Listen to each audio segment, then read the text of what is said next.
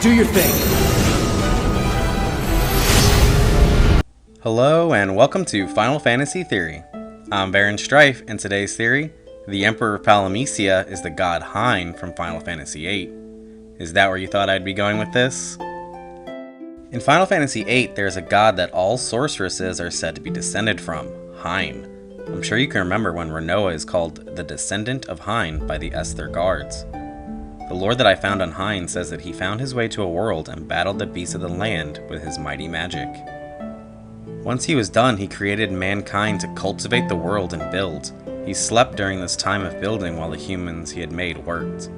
While he slept, humans began to populate quickly. When Hyne awoke, he was surprised to see how many had grown in such a short amount of time. He couldn't allow there to be so many humans, so he attempted to decimate them immediately. The humans obviously rebelled against their creator in the first war against the sorceress.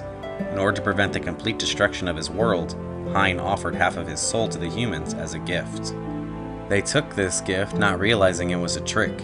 In no time at all, they battled over the right to control the soul of Hyne. This was the sorceress. The power often corrupted the person it inhabited and brought strife to the world. The humans vowed to hunt down the other half of Hyne, but were never able to find him. This brings me to the Emperor of Palamecia, or, as he is also known, Emperor Mateus. I'm going to break down my reasons for my theory and give you the scenario I think happened. I think one of the most important reasons is that the Emperor conquered both heaven and hell to strengthen himself to godlike status. He has a light and dark form. This connects to Hyne splitting his soul and gifting the corrupted half to humans as a trick. Hyne doesn't seem to actually care for the humans, and the Emperor was very much the same way. They both viewed humans as nothing more than tools to achieve their goals. Even the Emperor's so-called light side showed complete disdain for humans. It attempted to seem altruistic, but when refused, the Heaven Soul revealed it was just as dark as the Hell Soul. The Emperor was considered brilliant and cunning. This is evident throughout the game as he tricks the party into killing him so he can conquer heaven and hell to claim their powers as his own. Hyne likewise tricked the humans, as I had stated before. I believe it can even be argued that Palamecia herself is the culmination of his plan to reunify his two halves into one with time compression. The spell was likely created by Hyne/Emperor to eventually reunite his souls. Based on game evidence with Rinoa, it would seem that sorceresses seem to have a knowledge granted to them of magic when they inherit the powers from the previous sorceresses, as Rinoa had skills that she did not have previously before or would even know how to use.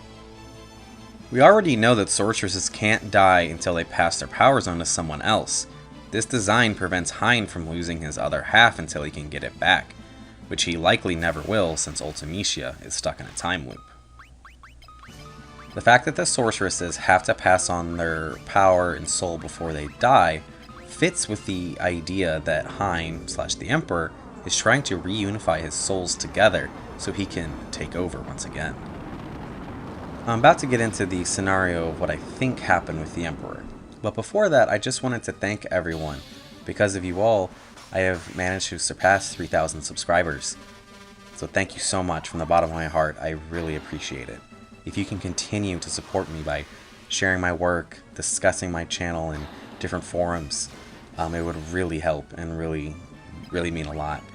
I want to see my channel grow and become huge, because this is fun. This is what I do. I love it. So thank you all. Alright, let's continue.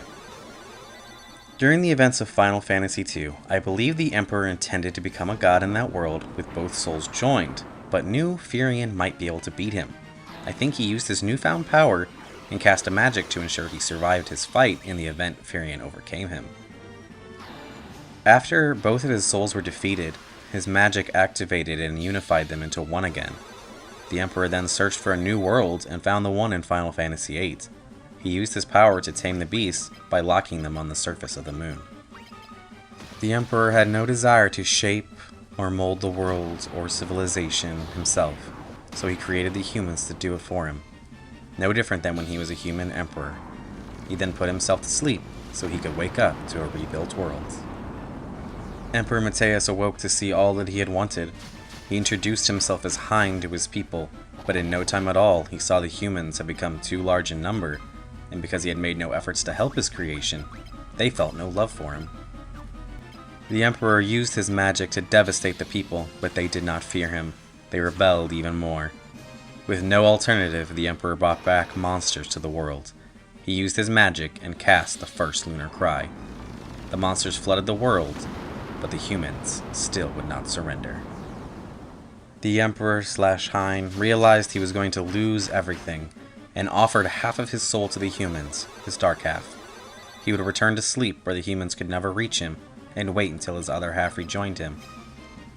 Hyne knew that his dark half would corrupt whoever it inhabited, and thus the first sorceress was born, and all the future war and destruction to follow.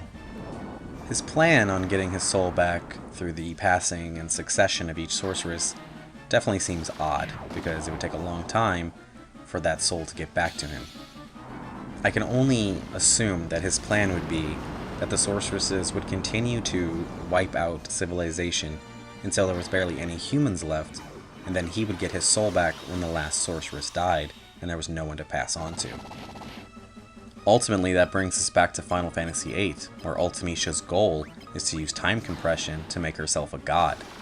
But really, that time compression, that plan, is all Hyne influencing her from beyond. But, because she ultimately failed, Hyne will never get his second half back. If the Emperor is Hyne, then it seems his souls are incapable of being destroyed. But as Ultimecia is locked in a time loop and unable to pass her powers and soul forward, the corrupted half of the Emperor's soul will never be reunited with him. He may not have suffered destruction, but the Emperor/Hyne is permanently weakened.